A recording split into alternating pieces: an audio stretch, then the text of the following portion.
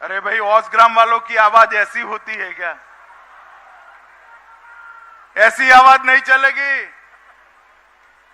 परिवर्तन करना है या नहीं करना है? दीदी को निकालना है या नहीं निकालना है? भाजपा सरकार बनानी है या नहीं बनानी है? अगर बनानी है तो मेरे साथ दोनों हाथ उठाइए, उठाइए दोनों हाथ, परिवर्तन के संकल्प की मुट्ठी भींचिए और प्रचंड आवाज से बोलिए, भारत माता की, भारत माता की, भारत माता की। मित्रों, आज मैं जिनको जिताने आया हूं, कलिता जी आगे आइए आप, भारत के 60 करोड़ गरीबों की प्रतिनिधि हमारी बहन श्रीमती कलिता मांझी जी, जिनको विधायक बनाकर आप लोगों ने कलकत्ते भेजना है। ताली बजाइए कलिता जी के लिए सब लोग। कलिता जी प्रतीक है भारत के लोकतंत्र में, गरीब से गरीब बेटी ऊंचे से ऊंची जगह पे जा सकती है, इसका प्रतीक कलिता बहन है। मेरे साथ मंच पर उपस्थित यहां के लोकप्रिय सांसद एस आहलूवालिया जी, हमारे संगठन मंत्री चंद्रशेखर जी, श्री खुदीराम तुदुंग जी, श्री अभिजीत जी, श्री सुशांत विश्वास जी, श्री देवव्रत मंडल जी, विजय हाजरा जी, सुदर्शन अंकुरे जी, श्रीमती देवजानी गरई जी, श्री जयदीप चटर्जी जी, श्री पतित पावन हल्दर जी, श्रीमती पोली घोष जी, डॉक्टर के.एम. मीणा जी, और आज जहां तक नजर जाए लोग ही लोग दिखाई पड़ते हैं। इतनी बड़ी संख्या में आए हुए प्यारे भाइयों बहनों माताओं और मेरे जिगर के टुकड़े जैसे युवा मित्रों,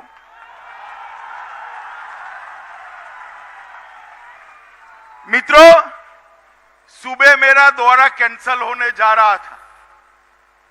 मुझे आज यहां आकर मालूम पड़ा कि अगर मैं न आता तो हजारों हजार भाइयों के दर्शन के बगैर मैं वंचित रह जाता। मित्रों, अभी अभी नया साल गया है। मैं सभी औसग्राम के भाइयों बहनों को नए साल की शुभकामनाएं देता हूं। ये नया साल बंगाल को सोनार बांग्ला बनाने वाला नया साल निकले। मित्रों, मैं बंगाल भर में घूमते घूमते आज यहां आया हूं। आपको बताता हूं, वर्धमान आने से पहले मैं पूरे बंगाल में घूमकर आया। उत्तर बंगाल गया, दार्जिलिंग की चोटियों पर गया, जंगल महल के जंगलों में गया, सुंदरवन भी गया, नदिया भी गया, कलकत्ता भी गया, हावड़ा, 24 परगना, सब जगह जाते जाते आज यहां आया हूं। मैं आपको एक बात बताना चाहता हूं कि एक बात निश्चित है कि 2 मई को दीदी जा रही है। ए भाई, ये जरा नीचे उतार दो, ड्रोन नीचे उतार दो, जरा ड्रोन नीचे उतार दो, आपके पास बुला लो उसको, रिमोट से आपके पास बुला लो भैया। धन्यवाद। 2 मई को दीदी जा रही है और 200 से ज्यादा सीटों के साथ भारतीय जनता पार्टी की सरकार बन रही है। मित्रों, आज मैं जहां यहां आया हूं, एक गुरुदेव रविंद्रनाथ टैगोर ने जो शिक्षा में वैश्विक प्रयोग किया, विश्व भारती यूनिवर्सिटी, इसी के आसपास की ये भूमि है। त्रिभंगा रॉय का जन्मभूमि है। घुसखोरा की रत्नती कालीबाड़ी का जो पवित्र मंदिर यहां पर है, वो इसी की भूमि है। और आज मैं जो आया हूं वो भूमि महान बंगाल की भूमि को मैं प्रणाम कर कर अपनी बात की शुरुआत करना। मैं ज्यादा लंबी बात करना नहीं चाहता, मैं वैसे भी लंबी बोलने वाला आदमी नहीं हूं। आप मुझे बताओ भाई, एक कट मनी वाली सरकार जानी चाहिए या नहीं जानी चाहिए? अरे ऐसे धीरे बोलोगे तो नहीं जाएगी, जोर से बोलो। कट मनी वाली सरकार जानी चाहिए या नहीं जानी चाहिए? ये सिंडिकेट वाली सरकार जानी चाहिए या नहीं जानी चाहिए? ये तुष्टीकरण करने वाली सरकार जानी चाहिए या नहीं जानी चाहिए? मित्रों, बंगाल में 3 प्रकार के लोग रहते हैं, 3 प्रकार के नागरिक रहते हैं। एक तो घुसपैठिए है जो दीदी को प्राण से भी ज्यादा प्रिय है।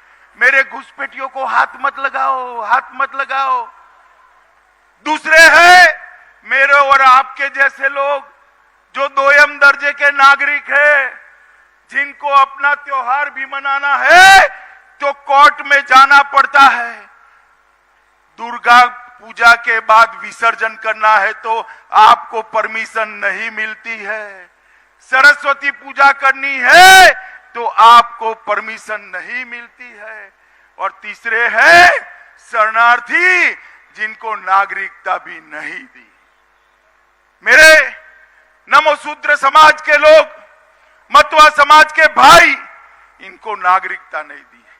मैं आप लोगों को पूछने आया हूं, ग्राम वालों, ये बंगाल के अंदर घुसपैठ रोकनी चाहिए या नहीं रोकनी चाहिए? जोर से बोलिए, रोकनी चाहिए या नहीं रोकनी चाहिए? क्या दीदी रोक सकती है? रोक सकती है? कांग्रेस रोक सकती है? कम्युनिस्ट रोक सकते हैं? केवल और केवल घुसपैठ कोई रोक सकता है तो भारतीय जनता पार्टी की सरकार रोक सकती है मित्रों, और कोई नहीं। मैं आपको बताने आया हूं, 2 मई को भाजपा की सरकार बना दो, उसके बाद में सरहद के उस पार से इंसान तो क्या, परिंदा भी पैर नहीं मार पाएगा मित्रों, परिंदा भी पैर नहीं। आप सभी लोग चाहते हो ना कि दुर्गा विसर्जन, दुर्गा पूजा बे रोक टोक होनी चाहिए? जोर से बोलो, चाहते हो ना? शालाओं में शिक्षा के स्थान पर सरस्वती पूजन होना चाहिए या नहीं होना चाहिए? 2 मई को भाजपा सरकार बना दो, किसी की हिम्मत नहीं है दुर्गा पूजा और सरस्वती पूजा को रोकने की, कोई नहीं रोक पाएगा। और मित्रों, भाजपा सरकार बनाने के साथ ही मेरे मतवा समाज के लोग, नाम शूद्र समाज के लोग, इनको हम नागरिकता देकर सम्मान के साथ भारत का नागरिक बनाने का काम भी करने वाले हैं। दीदी को जितना विरोध करना है वो करे, सीए लाकर सारे शरणार्थियों को हम नागरिक बनाएंगे। मित्रों, मैं आप लोगों को बताने आया हूं कि भारतीय जनता पार्टी ने अपना संकल्प पत्र बनाया है। इतनी सारी बहनें दीदी बैठी हैं, बेटी को पढ़ाते हैं तो फीस भरनी पड़ती है ना माताएं, बताइए, भरनी पड़ती है या नहीं भरनी पड़ती है? 2 मई को भाजपा सरकार बना दो, पूरे बंगाल में केजी से पीजी तक किसी भी बच्ची को पढ़ाने का कोई फीस नहीं होगा, फ्री ऑफ कॉस्ट बच्चियों को पढ़ाया जाए। माताएं, बहनें, दीदी, आप लोग बताओ, बस में बैठते हो, ट्रेन में बैठते हो, कलकत्ते जाओ तो मेट्रो में बैठते हो, आपको टिकट लेना पड़ता है ना? लेना पड़ता है या नहीं लेना पड़ता है? लेना पड़ता है ना? 2 मई को बाद बंगाल में किसी भी माता, बहन, बेटी को टिकट लेने की जरूरत नहीं है। आपका पूरा ट्रांसपोर्टेशन फ्री ऑफ कॉस्ट कर दिया जाए। सरकारी नौकरियों में 33% माताओं के लिए आरक्षित किया जाएगा।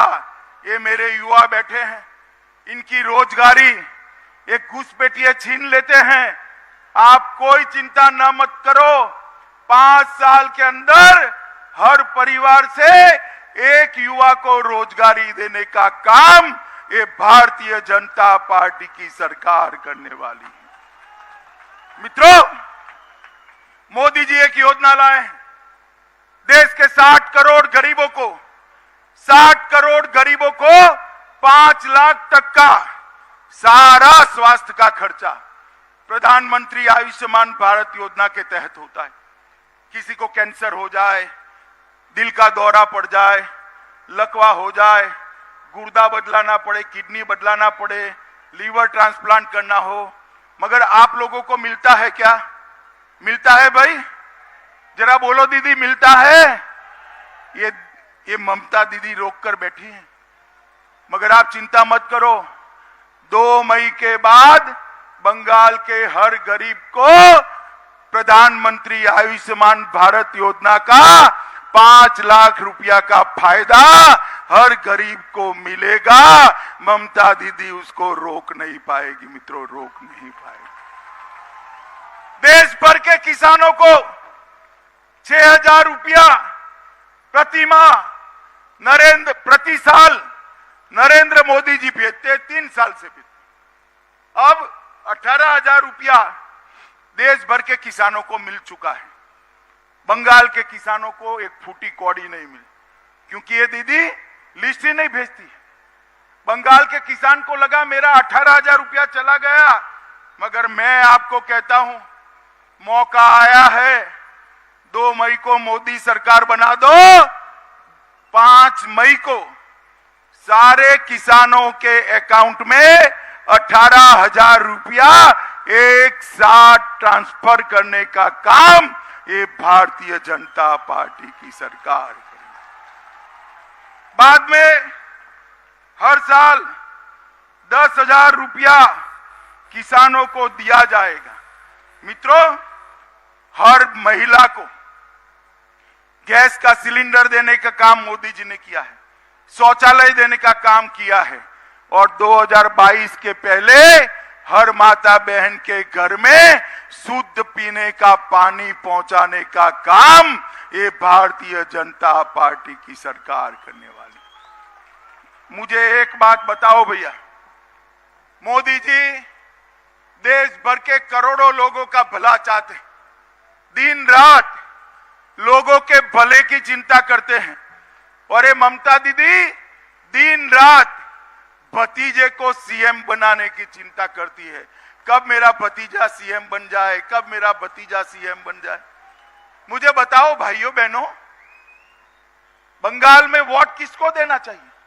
भतीजे की चिंता करने वाली ममता दीदी को देना चाहिए, या गरीबों की चिंता करने वाले मोदी जी को देना चाहिए? जोर से बोलो, किसको देना चाहिए? मित्रों, ये भतीजा कल्याण में व्यस्त पूरा समय भतीजा कल्याण में व्यस्त ममता दीदी का विदाई का टाइम आ गया है। आ गया है नहीं आ गया है? आ गया है नहीं आ गया है?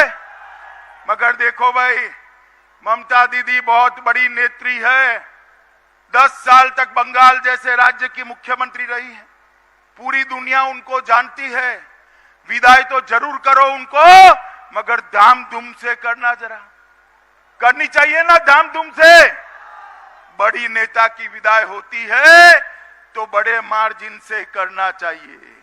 भाजपा की सरकार बनानी है तो 200 से ज्यादा सीटों के साथ सरकार बनाइए, तब जाकर दीदी के सम्मान की विदाई होगी। करोगे 200 से ज्यादा सीटों के साथ? करोगे?